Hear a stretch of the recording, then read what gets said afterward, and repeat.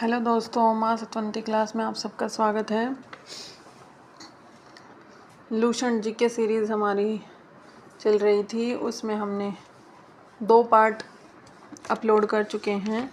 I hope आपने वो सब देख लिए होंगे, और अगर नहीं देखे हैं तो उनको जाके देख लीजिए। और 2 पार्ट्स में हमने जो पढ़ा है दोनों में रिवीज़न भी किया है, दूसरी बार भी। और जब पहली बार पढ़ा था उसका दूसरी वीडियो में हमने रिवीज़न किया था, और अब हम जो पहला और दूसरी वीडियो में पढ़ा है उसके बारे में थोड़ा सा आपको बता देते हैं, ताकि आपको आगे से समझ आ जाए।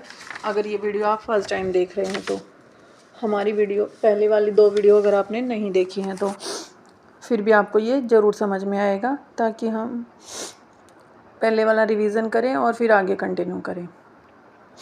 चलिए, हमने चारों वेदों के बारे में पढ़ा है। भारत का नाम कैसे पड़ा, किस किस ने कौन सा नाम दिया है, उसके बारे में पढ़ा था। चारों वेदों के बारे में पढ़ा, ऋग्वेद, सामवेद, यजुर्वेद, अथर्ववेद। ऋग्वेद सबसे पुराना वेद है और अथर्ववेद सबसे न्यूएस्ट वेद है। और उसके बाद फिर हमने वेदांग के बारे में पढ़ा। 6 हमारे वेदांग हैं। और अब फिर हमने उसके बाद दोनों पढ़ने के बाद फिर हमने पुराणों के बारे में पढ़ा। 18 लास्ट वीडियो में हमने पुराणों के बारे में पढ़ा था।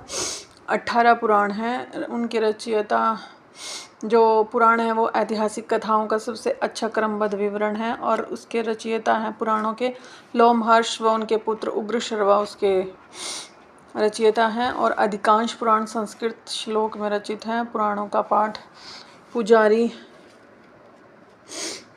करते हैं। जो भी पुराणों को पढ़ते हैं उनको पुजारी कहा जाता है। स्त्री और शूद्र को इनके पाठन की अनुमति नहीं थी, हालांकि वे उन्हें सुन सकते थे। Women and Shudra were not allowed to read them although they could hear them. और जो पुराणों की संख्या है वो 18 है। और जो प्रमुख पुराण हैं उनके बारे में हमने डिस्कस किया था कि मत्स्य पुराण सबसे पुराना पुराण है, विष्णु पुराण मौर्य वंश से संबंधित है, वायु पुराण गुप्त वंश से संबंधित है, और ब्राह्मण पुराण पूर्व वंश से रिलेटेड है। भागवत पुराण का संबंध श्री कृष्ण भक्ति से है, और ये सारे पुराण राजाओं की वंशावली से रिलेटेड थे।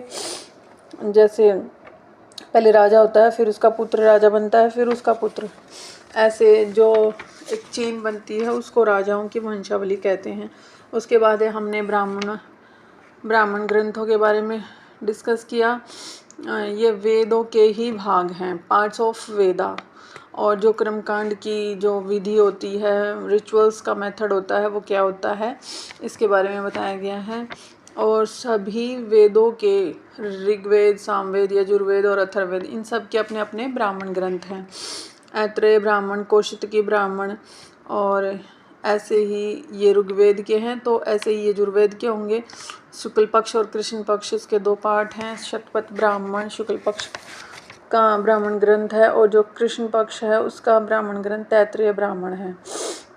ऐसे इसमें इसके बारे में बताया था हमने। और अन्य वैदिक साहित्यों के बारे में डिस्कस किया था। सामवेद का जैमिनी ब्राह्मण ग्रंथ है, अथर्ववेद का गोपथ ब्राह्मण ग्रंथ है। अन्य वैदिक साहित्यों के बारे में डिस्कस किया तो उसमें मैत्रेयणी संहिता आता है कि स्त्री की सर्वाधिक गृह स्थिति उसमें मैत्रेयणी संहिता में ही बताई गई है। और पुरुष के 3 दोष बताए गए थे, जुआ, शराब, स्त्री। और मनुस्मृति सबसे प्राचीन स्मृति है और शुंग काल का ग्रंथ है। ये नारद स्मृति गुप्त युग की जानकारी देती है। तो अभी तक जो हमने पढ़ा है उसका शॉर्ट में रिवीजन हमने कर लिया है कि 4 वेद हैं, 6 वेदांग हैं, 18 पुराण हैं, और ब्राह्मण ग्रंथ के बारे में भी हमने आपको शॉर्ट में बता दिया, और अन्य वैदिक साहित्यों की भी चर्चा कर ली। अब उसके आगे हम पढ़ना शुरू करते हैं।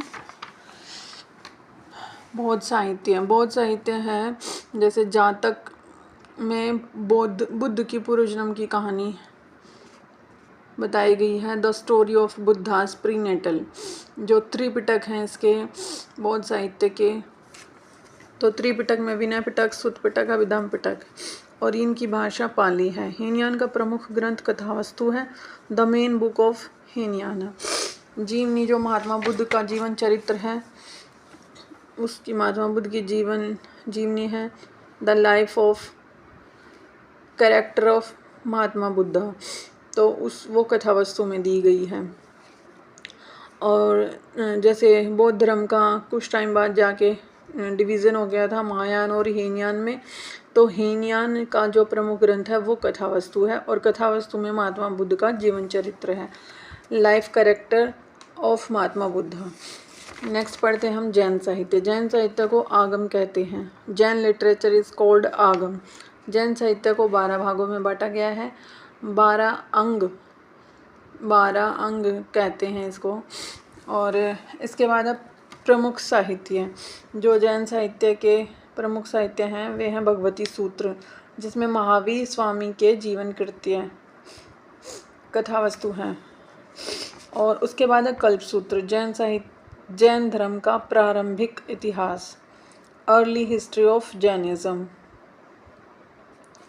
12 अंगा, ये भी इसका प्रमुख साहित्य में आता है।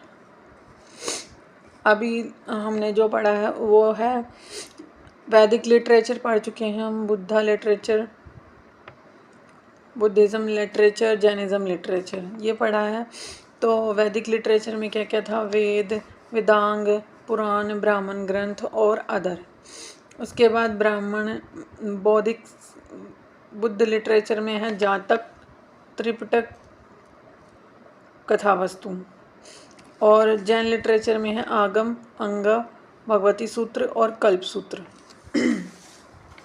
उसके बाद है ऐतिहासिक ग्रंथ, हिस्टोरिकल बुक्स या हिस्टोरिकल स्क्रिप्ट्स, अर्थशास्त्र। इसमें जो मेन बुक्स हैं वो आ जाती हैं। तो फर्स्ट ऑफ ऑल है अर्थशास्त्र, कौटिल्य, चाणक्य और विष्णुगुप्त, जो इसके रचयिता हैं, जो उसके राइटर हैं, उसको तीनों नामों से जाना जाता है, कौटिल्य, चाणक्य और विष्णुगुप्त। इसमें क्या विषय है कि मौर्यकालीन राजनीतिक, सामाजिक, आर्थिक स्थिति की जानकारी मिली है। Mauryan political, social, economics status.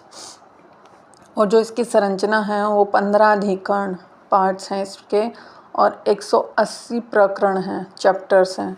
और इसकी भाषा है लैंग्वेज संस्कृत। नेक्स्ट है राजतरंगिणी, लेखक ऑथर कल्याण, भाषा लैंग्वेज है संस्कृत, भाषा मतलब जो इसकी लैंग्वेज है वो है संस्कृत। और विषय इसमें क्या है, सब्जेक्ट है इसमें कश्मीर का इतिहास। नेक्स्ट है चचनामा। चचनामा इसके राइटर हैं अली अहमद, और विषय है अरबों की सिंध विजय। भाषा इसकी फ़ारसी है, पर्शियन। और मोस्टली इसका क्वेश्चन आता है चचनामा का कि इसमें क्या विषय है। इसके राइटर का नाम मोस्टली नहीं पूछता है, विषय के बारे में पूछते हैं। तो इसके विषय को जरूर ध्यान रखें, अरबों की सिंध विजय, चचनामा। फ़ारसी भाषा में है, पर्शियन। 720 AD में, जैसा कि आप जानते हैं कि भारत पर मुसलमानों के आक्रमण शुरू हो गए थे। और जो नेक्स्ट बुक है वह है अष्टाध्यायी, लेखक पाणिनि। विशेषता, स्पेशलिटी, संस्कृत व्याकरण का प्रथम ग्रंथ, first book of Sanskrit grammar. विषय मौर्य पूर्व और मौर्य युगीन राजनीतिक व्यवस्था की जानकारी, knowledge of the pre Mauryan and Mauryan era political system. Note, Sanskrit साहित्य में ऐतिहासिक घटनाओं को क्रमबद्ध लिखने का प्रथम प्रयास किया गया था इस बुक में। चलिए दोस्तों, आज हम इतना ही पढ़ते हैं, और आपको हमारी वीडियोस कैसी लगी इसके बारे में हमें ज़रूर बताएं। Thank you, have a nice day. और ज़्यादा से ज़्यादा कमेंट करके हमें मोटिवेट करें।